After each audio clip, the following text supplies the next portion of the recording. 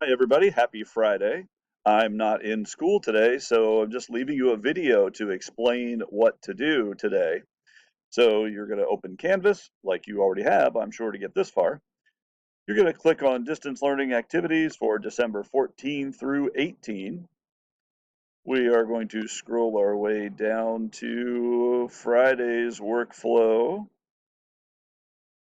While we do that, we've been working on events leading us to our Civil War on Monday and Tuesday.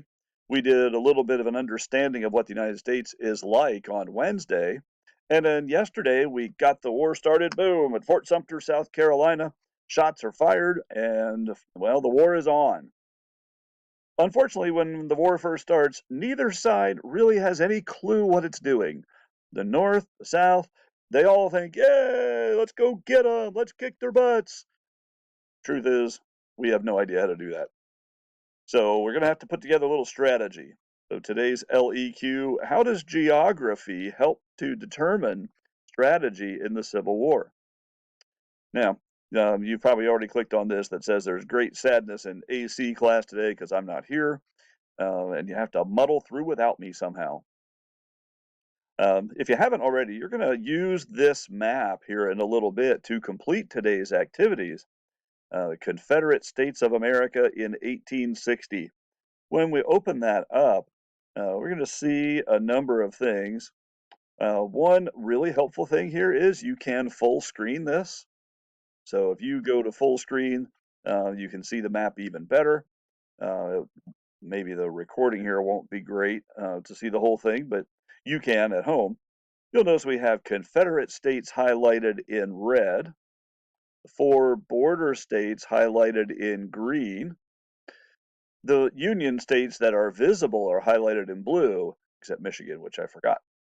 And you'll see some rivers. They are the lighter blue, like the Missouri River, the Mississippi River, the Ohio River, the Cumberland River, and a whole bunch of others.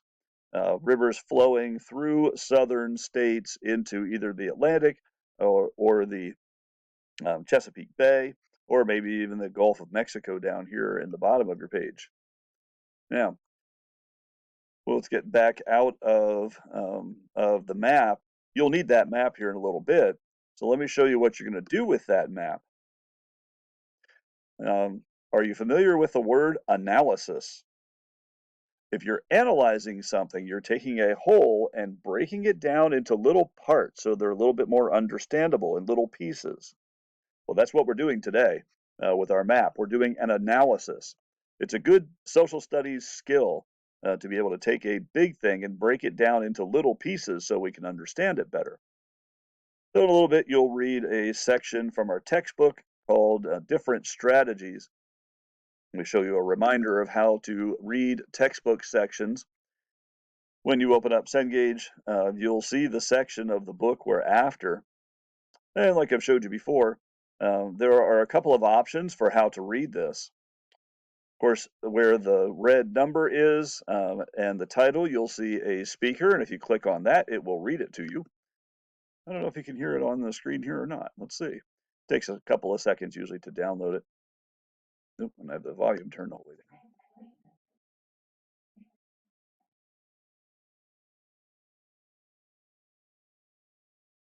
Well, there you go. It'll read it to you if you prefer that. Now, next thing I'd like you to remember is that if the reading level is higher than you would like it to be in the text, you can click on this little toggle here. When you do that, it simplifies the reading level a little bit and gives you a speaker so you can read it or have it read to you.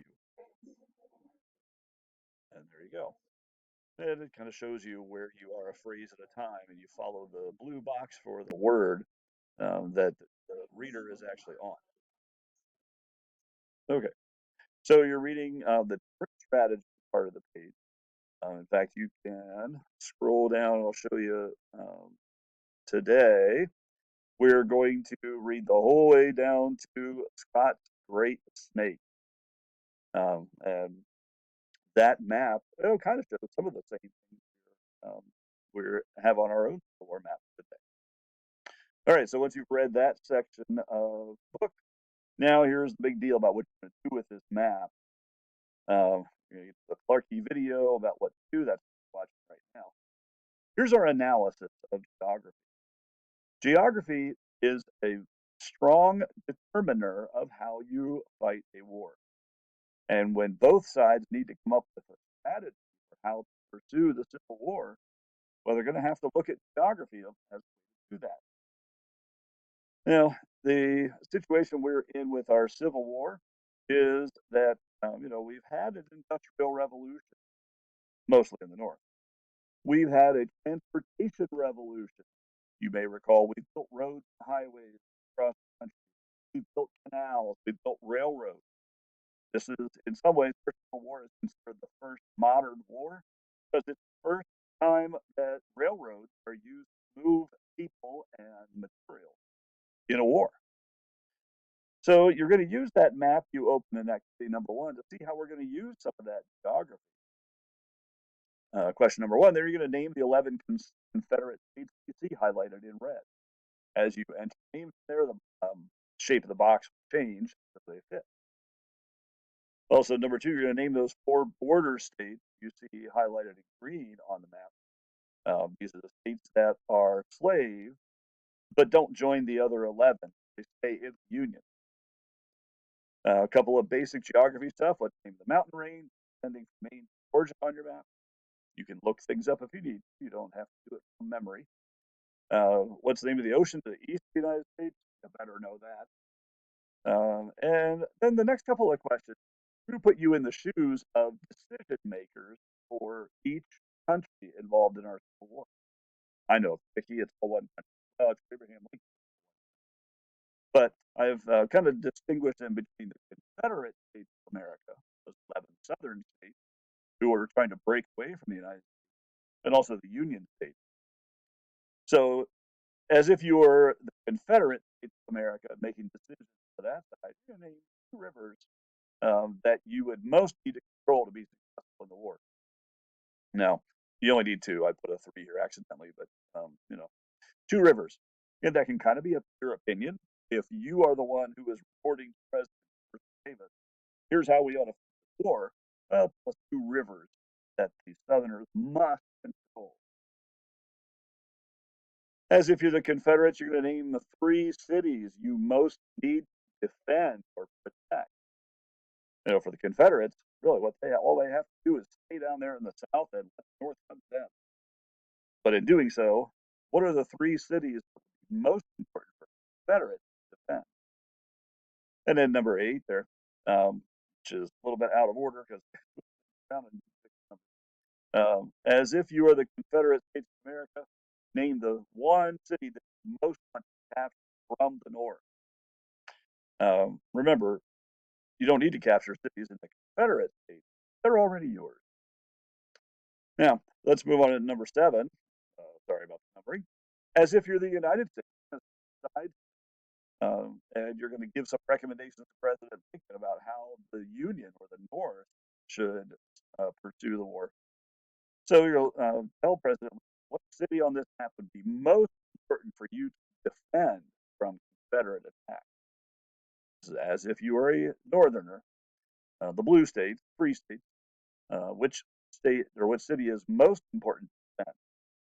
Same with that next question, the second number 8. As if you're the United States of America, the northern states, free states, blue states, which 2 southern cities most like to capture? There's a bunch. There's a lot of them that could be important. So you're giving me an opinion. What would be the 2 most important ones to capture in your opinion? And then finally, number 9, as if you're the United States, which 2 rivers most like to capture from southern control? Southern control. All right, so that is where we're headed with these couple of questions today. Your analysis of this map as far as developing a strategy is concerned for the war. When you finish with this, be sure you submit it. We always submit it. Now, if you finish with those things, it would be great to go back to any of the previous activities from this week too, if you haven't finished those yet. Civil War journals, quizzes, one Ed Puzzle video, and All right, that's where you're going today. I will see you all on Monday.